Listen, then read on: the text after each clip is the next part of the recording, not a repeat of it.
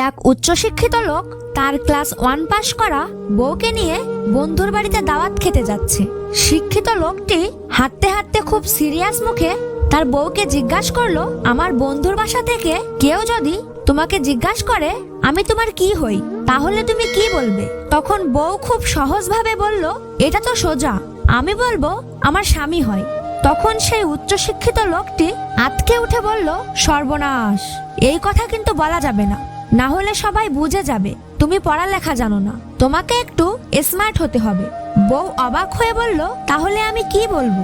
স্বামী গম্ভীর গলায় বলল, তুমি বলবে এই লোকটি আমার হাজবেন্ড হয়। তখন বউ মাথা নেড়ে বলল, আচ্ছা ঠিক আছে, আপনার কথা আমি অক্ষরে অক্ষরে মেনে চলবো। চলতে চলতে তারা বন্ধুর বাড়িতে পৌঁছে গেল। এক পর্যায়ে বন্ধুর বাসার লোকেরা উচ্চশিক্ষিত লোকের স্ত্রীকে জিজ্ঞাসা করলো, ওইখানে দাঁড়িয়ে থাকা উচ্চশিক্ষিত লোকটি তোমার কি হয়? তখন সেই উচ্চশিক্ষিত লোকের স্ত্রী খুব আত্মবিশ্বাসের সঙ্গে বলল, আমার হাফ প্যান্ট হয়। সবাই অবাক হয়ে আবার জিজ্ঞাসা করলো, তোমার কি হয়? মেয়েটি আরো জোর দিয়ে বারবার বলতে লাগলো, আমার হাফ প্যান্ট হয়।